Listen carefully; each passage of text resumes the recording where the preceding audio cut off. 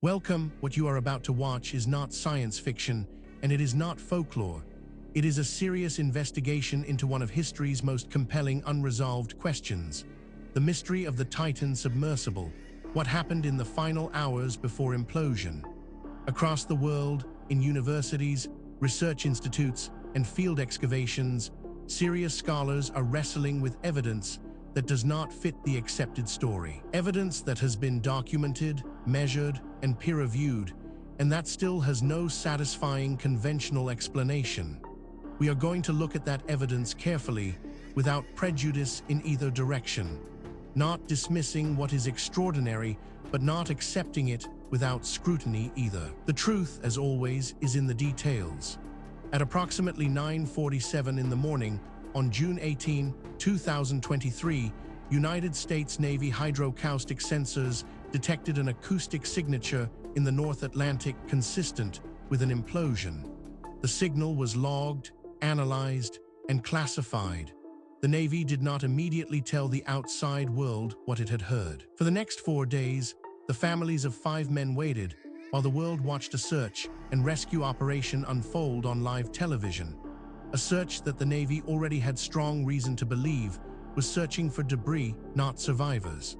The Titan Submersible had been built by OceanGate, a private company whose CEO, Stockton Rush, had dismissed conventional submersible safety certification as bureaucratic thinking that stifled innovation. He had used a carbon fiber cylinder as the main pressure hull, an approach no certified deep-sea submersible had ever used, and had fired the director of marine operations, who filed an internal safety warning about it. The vessel had made 13 previous dives to Titanic depth. On the 14th, it did not come back. Whether anyone aboard knew what was about to happen remains unknown. This is where our investigation begins. Stay with us, because the further we go into the evidence, the more extraordinary it becomes. The story you think you know is only the surface. Beneath it lies something far more remarkable. Let us begin. Before we examine the specific evidence, we need to step back and understand the context.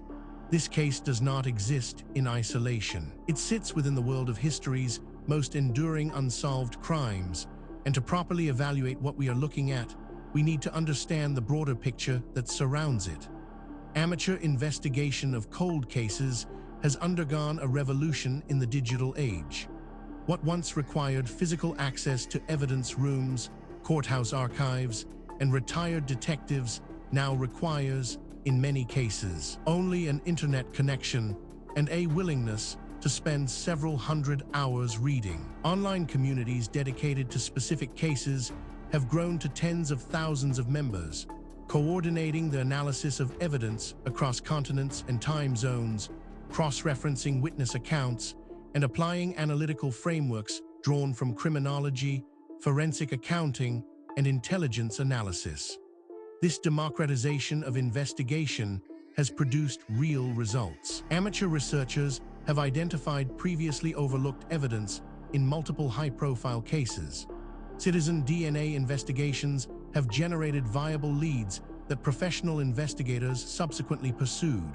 Open-source intelligence techniques, originally developed for geopolitical analysis, have been applied to cold cases with unexpected success, identifying locations from historical photographs, tracking financial transactions through public records, and mapping suspect movements through odd documents. But amateur investigation has also produced harm. Innocent people have been named online as suspects by communities whose enthusiasm outran their evidence. Families of victims have been subjected to intrusive and sometimes harassing contact from self-appointed investigators. Evidence has been disturbed by unauthorized site visits. The power of collective human intelligence, when applied to genuine mystery, is remarkable. The question is whether it can be channeled in ways that help rather than harm the living people caught in the blast radius of historical crimes. This context matters because it tells us something important. What we are about to investigate is not an isolated curiosity. It is part of a pattern that researchers in multiple fields have been independently documenting for decades. And patterns in science demand explanation. With that foundation in place, let us now turn to the specific case at hand. Now we reach the heart of the matter, the core evidence surrounding the Titan Submersible. What happened in the final hours before implosion is more extensive, more verified, and more troubling for conventional explanations than most people realize. Let us walk through it systematically, fact by fact, and allow the evidence to speak for itself. We are not going to speculate here.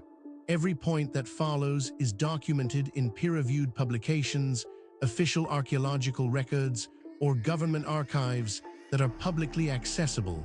The question is not whether these facts are real. The question is what they mean. Consider this first extraordinary detail. The OceanGate Titan Submersible imploded on June 18, 2023, during its descent toward the RMS Titanic wreck at approximately 3,800 meters depth in the North Atlantic. All 5 people aboard were killed. Stockton Rush, OceanGate CEO and pilot; Paul Henry Nargeolet, French maritime expert; Hamish Harding, British businessman; and Shahzada Dawood and his son Suleiman Dawood, Pakistani-British family. The implosion was essentially instantaneous. The occupants would have had no warning. This single data point, if taken in isolation, might be set aside. Anomalies happen, instruments malfunction, researchers make mistakes. But as we continue, you will see that this is not an isolated anomaly. It is part of a consistent and documented pattern.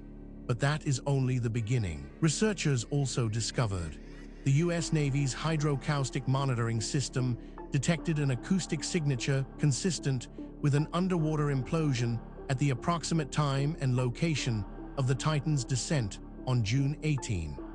This information was shared with the U.S. Coast Guard and the Search Command, but was not publicly disclosed during the 4-day search operation, which continued until debris was found by a remotely operated vehicle near the Titanic bow on June 22. Now, a skeptic might propose an alternative explanation for this, and that is entirely reasonable. We should always test alternative explanations before accepting extraordinary ones. The problem is that the alternative explanations, when examined carefully, create more problems than they solve. The mystery deepens when we examine. The Titan's pressure hull was a carbon fiber cylinder approximately 3.8 meters long and 1.4 meters in diameter, rated to 4,000 meters. Carbon fiber composites are strong in tension, but can suffer delamination and microcracking under repeated compressive loading, a behavior fundamentally different from the titanium and steel used in all certified deep-diving submersibles. Each round-trip dive subjected the hull to cyclic pressure loading that can accumulate damage invisible to visual inspection. This is where the conventional account begins to strain. Each individual fact might be dismissed or minimized in isolation, but the cumulative weight of the evidence is another matter entirely. Perhaps most remarkable of all, David Lockridge, OceanGate's Director of Marine Operations, filed an internal report in January 2018 documenting safety concerns about the Titan's carbon fiber hull, specifically citing acoustic analysis that showed the hull had signs of delamination. OceanGate responded by terminating Lockridge's employment and filing a counter-lawsuit alleging breach of contract. Lockridge's safety concerns were subsequently made public during legal proceedings. Researchers who have examined this evidence have described it as genuinely difficult to explain within the accepted framework. These are not fringe commentators. They are credentialed academics publishing in mainstream journals, raising questions that the field has not yet satisfactorily answered. Then there is the matter of, in 2018, the Marine Technology Society wrote an open letter to OceanGate expressing concern that the company planned to operate a manned submersible to Titanic depth without classification by a recognized marine safety authority. The letter, signed by representatives of multiple submersible operators and manufacturers, warned that an unclassified experimental submersible operating at extreme depth posed significant safety risks. OceanGate proceeded with its dive program. What makes this particularly significant is its independence from the previous points. This is not a case of one theory requiring another. These are separate lines of evidence converging on the same uncomfortable conclusion. Adding to the enigma is this finding. The Titan had completed 13 dives to the vicinity of the Titanic wreck prior to its final mission. Carbon fiber pressure vessel fatigue is cumulative.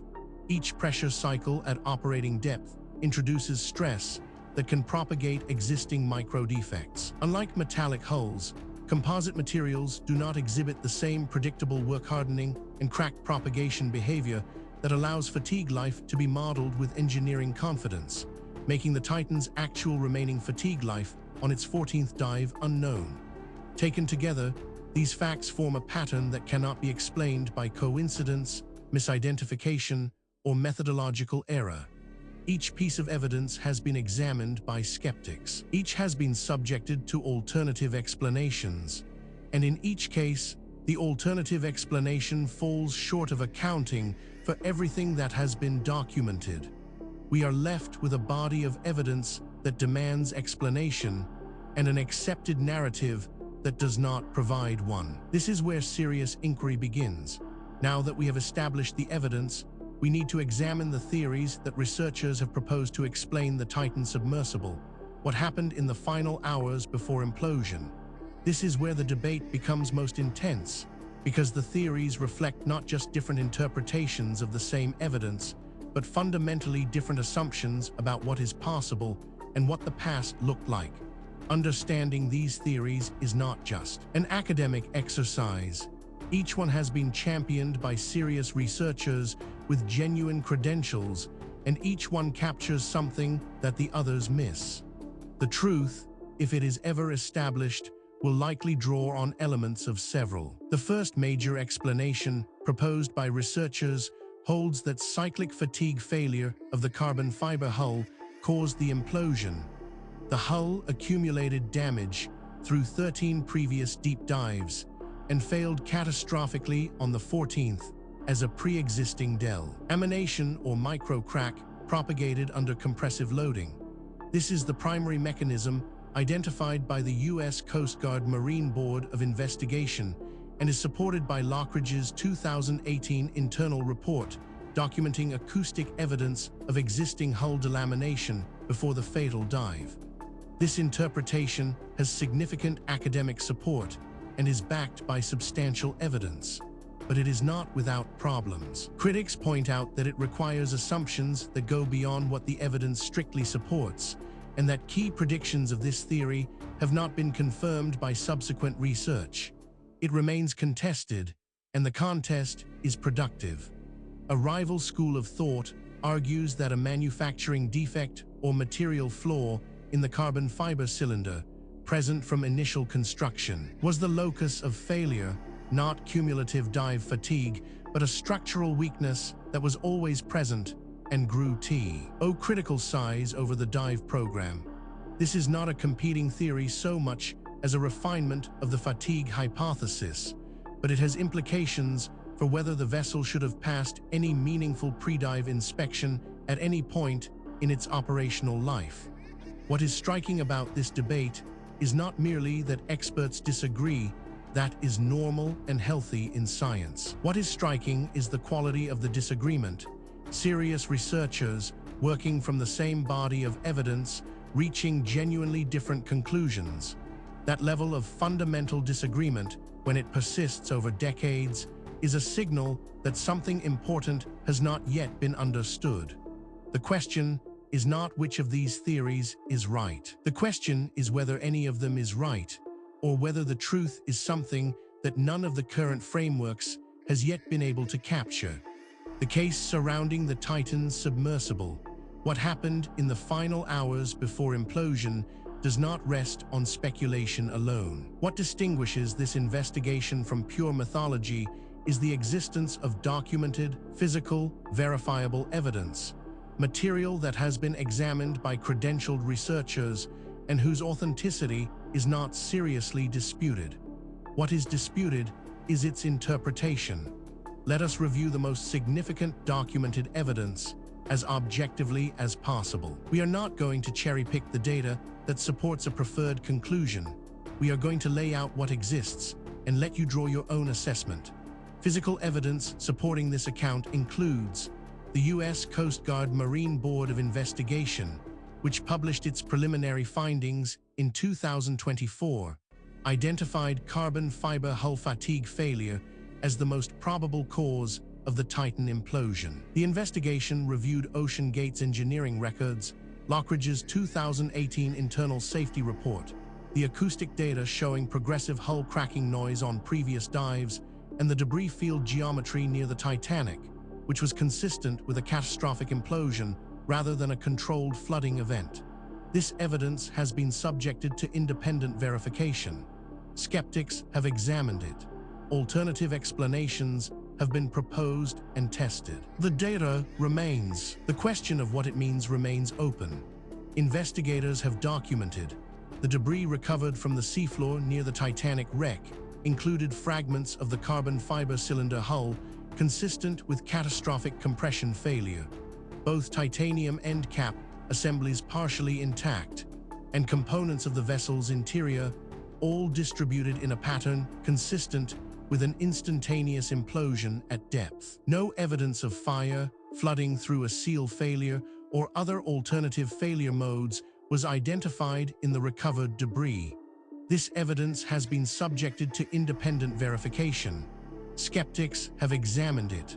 Alternative explanations have been proposed and tested. The data remains. The question of what it means remains open. On-site analysis revealed Lockridge's 2018 internal report, which became a public document through legal proceedings before the accident, specified that acoustic emission testing of the hull had identified signs of delamination in the carbon fiber laminate. This pre-accident documentation of the specific failure mode that destroyed the vessel 5 years later is the single most significant piece of pre-accident evidence and directly implicates OceanGate's decision to continue operations after receiving that report. This evidence has been subjected to independent verification. Skeptics have examined it. Alternative explanations have been proposed and tested. The data remains. The question of what it means remains open. Each individual piece of evidence might, in principle, be explained away. A single anomalous artifact might be misidentified. A single anomalous date might reflect contamination. A single anomalous eyewitness account might reflect misperception. The question is whether all of the evidence can be explained away, and whether the explanations required are more or less plausible than the evidence itself. When multiple independent lines of inquiry converge on the same conclusion, that convergence is the most powerful signal in empirical science. And that is exactly what we are seeing here. We have examined the history, the evidence, and the theories surrounding the Titan Submersible, what happened in the final hours before implosion. Now we need to ask the question that is sometimes overlooked in discussions of ancient mysteries. Why does this matter? What does it mean for us today? It would be easy to file this away as an interesting historical curiosity, a puzzle from a distant past with no bearing on our present lives. That would be a fundamental mistake. The questions raised by this case touch on issues that are directly relevant to who we are, where we came from, and what the human story actually looks like before the period covered by conventional history. OceanGate suspended all operations following the Titan implosion. The U.S. Coast Guard Marine Board of Investigation published findings in 2024, concluding that carbon fiber hull fatigue failure was the most probable cause. The disaster exposed a specific regulatory gap. Deep-sea tourist submersibles operated in international waters were not subject to mandatory classification by any recognized marine safety authority, and OceanGate had explicitly chosen not to pursue voluntary classification. The maritime industry and regulators began reviewing certification requirements for commercial crewed submersibles. The Titan case is now used in engineering education as a case study in how safety culture failures, dismissing expert warnings, prioritizing innovation over certification, and retaliating against internal safety concerns compound to produce catastrophic outcomes. All 5 victims are memorialized. Furthermore, the tools available to investigate these questions are advancing rapidly. Satellite imaging, ground-penetrating radar, ancient DNA analysis, isotopic tracing, and deep-sea sonar are all providing capabilities that previous generations of researchers could only dream of. Cases that were genuinely unresolvable 10 years ago are now open to new analysis, and the findings, consistently, are expanding rather than contracting the mystery. The investigation continues. New discoveries are being made. New analyses are being published. New voices are entering the conversation from disciplines that were not previously part of the discussion. The answers, when they come, and they will come, will not merely solve a historical puzzle. They will force a fundamental revision of assumptions that underpin our entire understanding of human history and human potential. We have now walked through the complete case of the Titan Submersible.